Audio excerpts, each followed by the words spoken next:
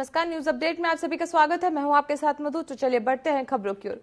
उत्तर प्रदेश के मुख्यमंत्री योगी आदित्यनाथ ने कहा कि द्वितीय चरण के चुनाव में 13 राज्यों में मतदान हुआ। देश में पीएम मोदी ने के 10 साल के कार्यों को लेकर उत्साह, सकारात्मक उमंग है। इसे देखते हुए हम ये कह सकते हैं कि प्रधानमंत्री मोदी के कार्यों को जनता का पूरा आशीर्वाद मिल रहा है। पूरे देश में फिर एक बार मोदी सरकार के संकल्प को पूरा करने में मदद मिलेगी। देश कार्यों को देखना चाहता है और पीएम मोदी ने 10 साल में देश को एक नई दिशा दी है। इन 10 सालों में देश ने कुछ नया करके दिखाया है। इसका लाभ भाजपा को मिलेगा। मेरा ये मानना है कि 4 जून को जब परिणाम आएंगे तो प्रचंड बहुमत के साथ फिर से एनडीए की सरकार बनेगी। द्वितीय चरण में आज लोकसभा के 13 राज्यों के 89 लोकसभा क्षेत्रों में चुनाव आज सायंकाल संपन्न हो जाएगा। कुल मिलाकर के 191 सीटों पर आज सायंकाल तक चुनाव की प्रक्रिया संपन्न हो चुकी होगी।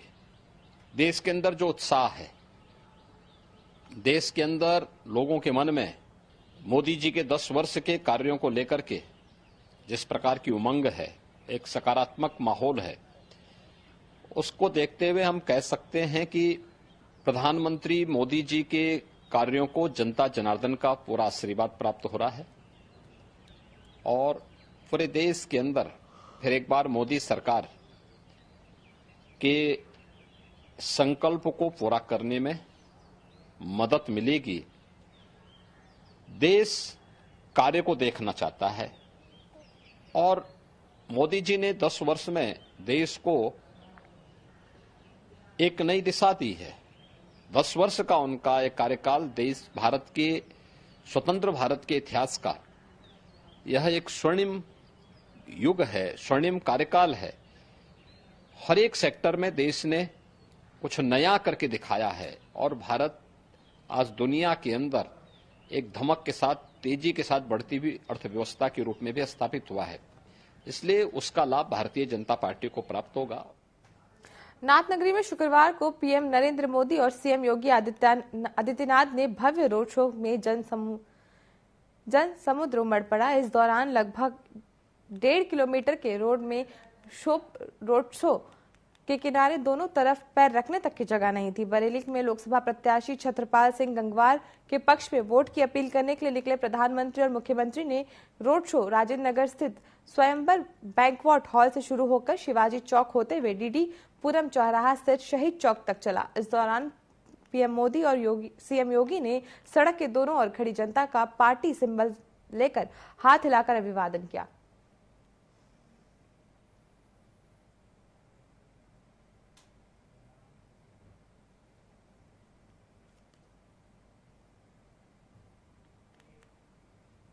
वहीं लोकसभा चुनाव के दूसरे चरण के लिए मतदान जारी है। इसी कड़ी में मंत्री सुनील शर्मा ने गाजियाबाद वसुंधरा सेक्टर 5 में मतदान करने पहुंचे मंत्री सुनील शर्मा ने से खास बातचीत की। हमारे संवाददाता अंबुजा उपाध्याय ने सेक्टर 5 वसुंधरा में मौजूद हूँ। यहाँ पर मतदान चल रहा है। मंत्री सुनील शर्मा जी हमारे साथ हैं। सर, क्या कहना चाहेंगे, कैसा चल रहा है?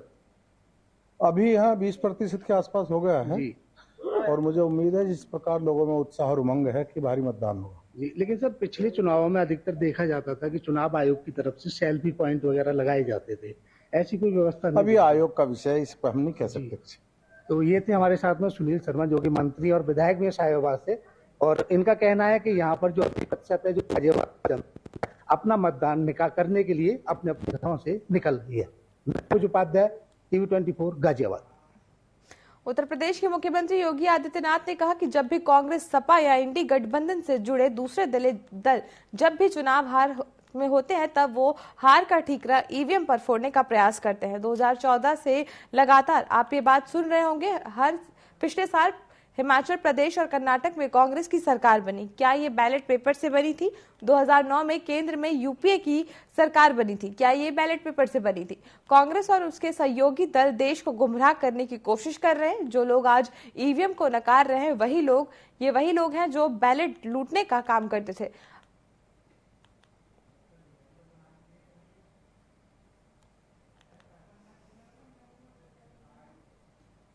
कांग्रेस, समाजवादी पार्टी या इंडी गठबंधन से जुड़े हुए जितने भी अन्य दल हैं, जब भी ये चुनाव हार रहे होते हैं तो हार का ठेकड़ा ईवीएम पर डालने का ये लोग कुत्सित प्रयास करते हैं। और ये पहली बार नहीं हुआ है, ये 2014 से लगातार इस बात को आप सुन रहे हैं। इससे पहले हम पूछना चाहते हैं इन लोगों से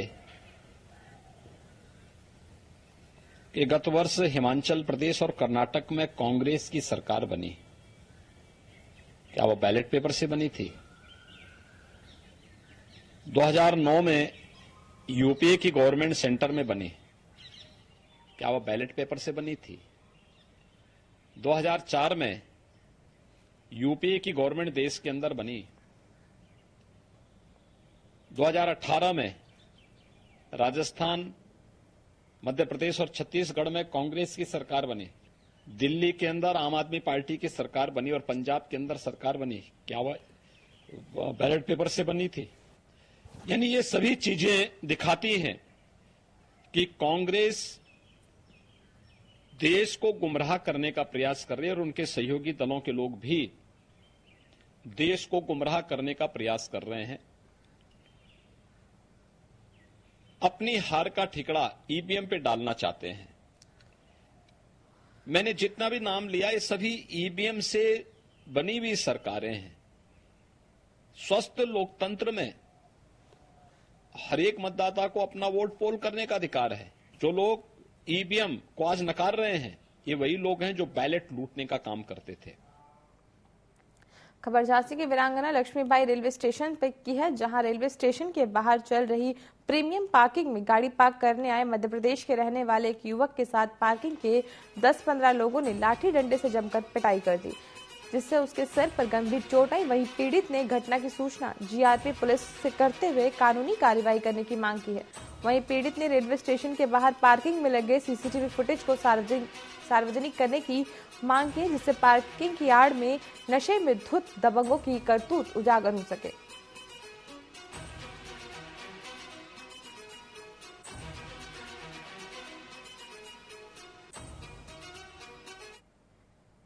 पार्किंग वालों ने हाथापाई करी, सर में मारा। अच्छा। और इन लोगों ने जबरदस्त उसको रख दिया। किसको? मुझे लेने आया था। अच्छा, किसने रखा उसको? पुलिस वालों ने। कौन सी? कहाँ की पुलिस ने? यूपी पुलिस, जीआरपी पुलिस ने। हाँ। किस चीज को लेकर विवाद हुआ था? सिर्फ कार को पार्किंग में लगाने को लेकर। अच्छा। उसे सर में डंडा मारा। झांसी में शुक्रवार को दिन दहाड़े बाइक सवार 3 बदमाशों ने हिस्ट्री शीटर को गोली मार दी। गनीमत रही कि गोली हाथ को टच करते हुए निकल गई, जिससे वह घायल हो गया। घायल अवस्था में उसे झांसी मेडिकल कॉलेज में भर्ती कराया गया। पुलिस पूरे मामले की जांच कर रही है। बताया जा रहा है कि पुरानी रंजिश के चलते गांव के ही कुछ लोगों ने उसे गोली मार दी। हिस्ट्री शीटर के खिलाफ पहले से चोर, लूट, गैंगस्टर समेत कई अन्य मामले में अपराध दर्ज है। फिलहाल मौके पर पहुंची पुलिस मामले की जांच कर रही है।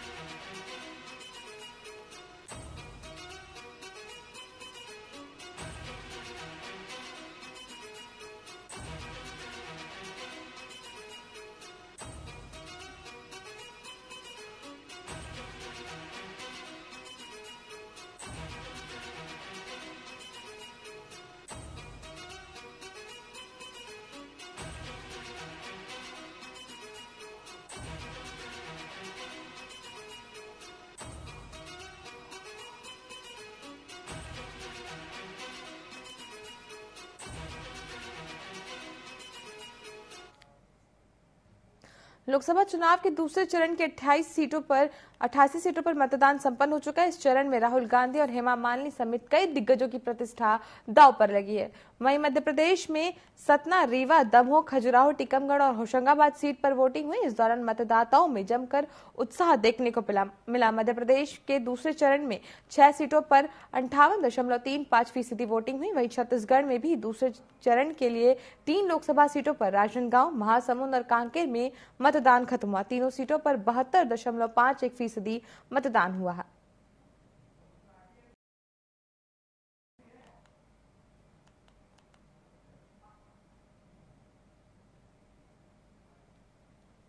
6 बजे तक का जो पोल परसेंटेज है मध्य प्रदेश का अपने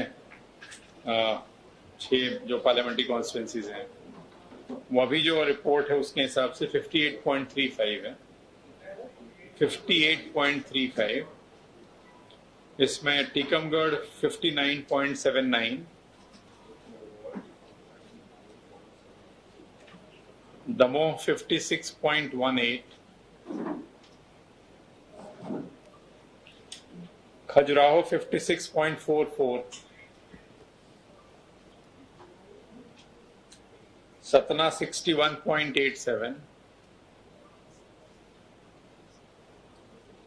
रीवा 48.67 और होशंगाबाद 67.16। ये जानकारी है अभी 6 जो कॉन्स्टिट्यूंसी उनका। विधानसभा वार अगर देखते हैं तो सबसे अच्छी पोलिंग अगर देखें 6 बजे तक की, पिपरिया में 73.32, देन दूसरा भी फिर वही होशंगाबाद सिवनी मालवा 69.76, तेंदुखेड़ा 69.33, चौथा भी यदि देखें तो सुहागपुर 68.32 और पांचवा अगर टॉप 5 ले लो तो पांचवा फिर वो नरसिंहपुर से गाडरवारा, तेंदुखेड़ा में नरसिंहपुर था, नरसिंहपुर से गाडरवारा 67.72। तो ये टॉप 5 67.72। लखनऊ में रील बनाने के दौरान प्रदर्शन करने का वीडियो वायरल हो रहा है। मामला गोमती नगर विरासत इलाके का है। वीडियो में एक युवती कार से उतरकर असहलों का प्रदर्शन करती हुई दिखाई दे रही है। उसके हाथ में पिस्टल है। युवती असहलों का प्रदर्शन करती हुई दिखाई दे रही है। असहलों वाले वीडियो की शिकायत एक्स पर हो चुकी है। इसे यूपी पुलिस को टैग किया गया है। अब गोमती नगर पुलिस मामले की जाँच कर रही है।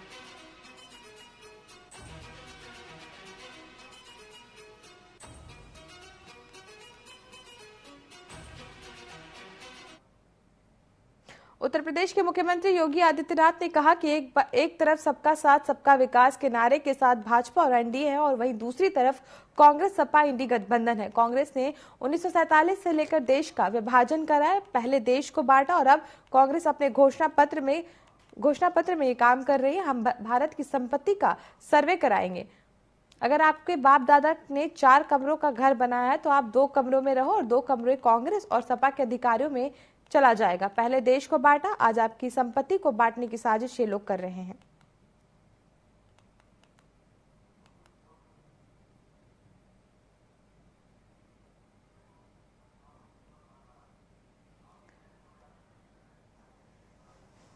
आज मैं आया हूं आपसे कहने के लिए, एक तरफ भारतीय जनता पार्टी और एनडीए है सबका साथ और सबके विकास के नारे के साथ, और दूसरी तरफ कांग्रेस सपा का इंडी गठबंधन है। इनका गठबंधन देखिए, कांग्रेस ने 1947 में देश का विभाजन कराया, पहले देश को बांटा। अब कांग्रेस अपने घोषणा पत्र में क्या कह रही है? कह रही है हम भारत के अंदर संपत्ति सर्वे कराएंगे। संपत्ति सर्वे का मतलब आपकी संपत्ति का सर्वे ये लोग कराएंगे। फिर आपकी संपत्ति का सर्वे करा करके आपके बाप दादों की जो कमाई है ना, इस कमाई को वे लोग एक विरासत टैक्स इस पे लगाने की बात कर रहे हैं। आपने सेन पित्रोदा का बयान पढ़ा होगा, इस पे विरासत टैक्स लगाएंगे। विरासत टैक्स क्या?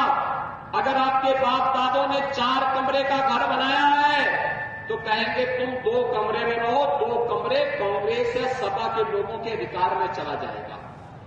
बहनों और भाइयों, अरे मेहनत करेंगे आप, परिश्रम करेंगे आप, खून और पसीना बहाया, मेहनत से उन्होंने संपत्ति अर्जित की और डकैती डालने के लिए कांग्रेस के लोग और इंडी गठबंधन के लोग आएंगे, क्या ये छूट देंगे? क्या आप इनको, क्या ये छूट देंगे? पहले देश को बांटा, आज आपकी संपत्ति को बांटने की साजिशें लोग कर रहे हैं।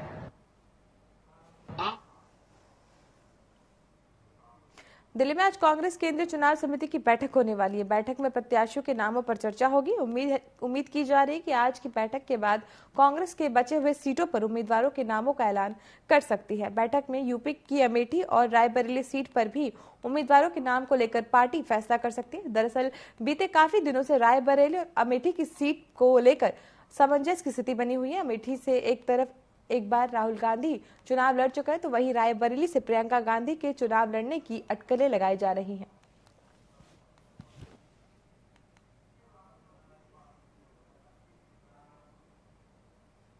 वहीं लखनऊ लोकसभा चुनाव को लेकर अलर्ट मोड पर पुलिस दिखाई दे रही है। बड़ी खबर आपको बता रहे हैं, जहां लखनऊ से बड़ी खबर आपको बता रहे हैं, जहां लोकसभा चुनाव को लेकर अलर्ट मोड पर पुलिस है। वीवीआईपी मूवमेंट को लेकर तैयारियों में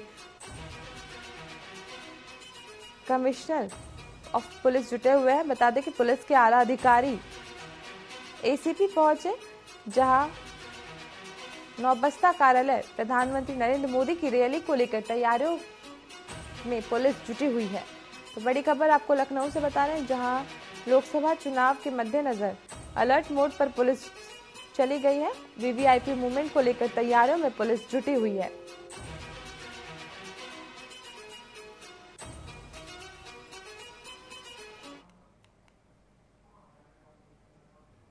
खबरों में आगे बढ़ने से पहले रुक करेंगे इस वक्त की बड़ी खबर का, जो कि प्रयागराज से मिली है। प्रयागराज से इस वक्त की बड़ी खबर आपको बता रहे, जहां पूर्व सांसद धनंजय को हाईकोर्ट से मिली बड़ी राहत।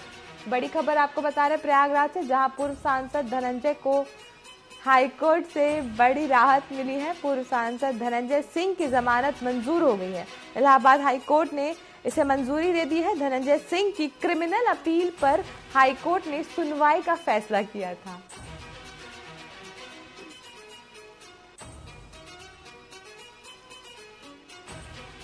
बड़ी खबर आपको प्रयागराज से बता रहे हैं, जहां धनंजय सिंह की क्रिमिनल अपील पर हाईकोर्ट ने सुनवाई पर फैसला दिया है।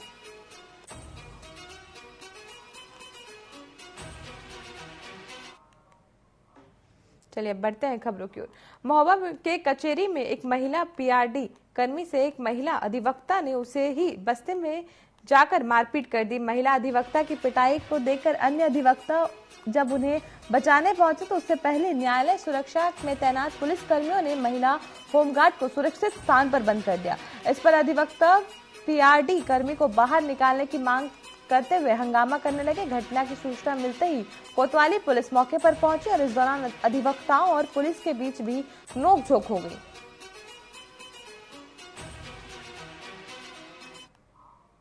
यहाँ पे मैं किराए से रहती थी, तो इन्होंने इनको शादी में जाना था अपनी भनेज की, तो ये बोल रहे हैं कि हमको थोड़ा सा पैसे दे दो 25,000 रुपए। तो मैंने इनको 25,000 रुपए दिए। फिर ये बोल रहे हैं कि आप 10 दिन के लिए दिए थे, तो कहने लगे कि आप जब 10 तारीख को मेरी सैलरी आएगी तो उसमें ले लेना। तो मैंने कहा ठीक है। फिर 10 तारीख के बाद जब मैंने इनको फोन किया तो इन्होंने मेरा ना फोन उठाया। फिर जब आज सुबह मैं इनके यहाँ घर पे मांगने गई, मैं कंटी मेरे पैसे दे दो, तो कहने लगे कि पैसे वैसे कुछ नहीं है, काय के पैसे, और पैसे मैं नहीं दूंगी, जो तुम्हें करना हो कर लेना है। और मैंने कहा तो मैं तुम्हें कंप्लेन करूंगी। कह रहे थे एसपी और पुलिस वाले तो मेरी जेब में डली रहती हैं, मैं पुलिस में हूँ और मेरा कोई कुछ नहीं बिगाड़ सकता।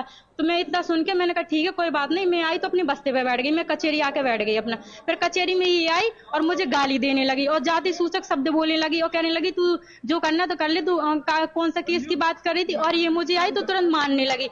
माधुरी, मतलब माधुरी इसका नाम, जो पीडब्ल्यू में उसमें जॉब करती है, पुलिस में है। एक पीआरडी की ड्रेस पहने मधु नाम की महिला आई और उससे कहने लगी तू मेरे घर क्यों गई थी। तो उन्होंने कहा आप फोन नहीं उठा रही हो, मेरा पैसा नहीं दे रही हो, तो मैंने आपको एडवांस दिया था 25,000, किसी की शादी के लिए आपने मांगा था।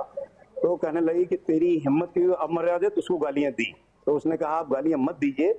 इतने में उसके सर के उसने एक मुट्ठी बाल पकड़ के उसको तखत पर पटक दिया, उसके बाल उखाड़ दिए, पटक के मारने पीटने लगी। तब तक वहां मौजूद जो पुलिस कर्मचारी थी, महिला पुलिस वाले, कोई बचाने नहीं आए। देखिए, आज एक महिला पीआरडी जो कि कस्तूरबा गांधी में कार्यरत बताई जा रही है, उसके किराए से एक महिला वकील जो है रहती थी, उनके आपस में किराएदारी का मामला था। उसको किराया लेने के लिए महिला पीआरडी आज कचहरी में पहुंची, जिसपे जो है आपस में कहासुनी हुई है। इसके संबंध में जो है महिला वकील द्वारा पीआरडी के विरुद्ध एक तहरीर दी गई है, इस पर कार्रवाई की जाए। खबरों में आगे बढ़ने से पहले रुक करेंगे इस वक्त की बड़ी खबर का, जो कि केसरगंज से मिल रही है। केसरगंज से इस वक्त की बड़ी खबर आपको बता रहे हैं, जहां केसरगंज और रायबरेली की सीट पर जल्द होगा बीजेपी प्रत्याशी का ऐलान। बड़ी खबर आपको बता रहे हैं, जहां केसरगंज और रायबरेली की सीट पर जल्द ही बीजेपी की प्रत्याशी का ऐलान होगा। योगी सरकार के मंत्री दिनेश प्रताप सिंह को टिकट मिल सकता है।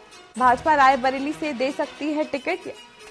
सूत्रों से जानकारी आपको बता रहे हैं, जहां केसरगंज से सांसद बृजभूषण शरण सिंह भी चुनाव लड़ सकते हैं। तो बड़ी खबर आपको सूत्रों के हवाले से बता रहे हैं, जहां पर केसरगंज और रायबरेली की सीटों पर भाजपा उम्मीदवारों के नाम का ऐलान कर सकती है। बता दें, योगी सरकार में मंत्री रहे मंत्री दिनेश प्रताप सिंह को टिकट मिल सकता है। भाजपा रायबरेली से इनको टिकट दे सकती है। केसरगंज से सांसद बृजभूषण शरण सिंह भी चुनाव लड़ सकते हैं। तो बड़ी खबर आपको बता रहे हैं, जहां केसरगंज और रायबरेली की सीट पर। न्यूज अपडेट में फिलहाल के लिए इतना ही। आप बने रहें टीवी 24 के साथ। नमस्कार।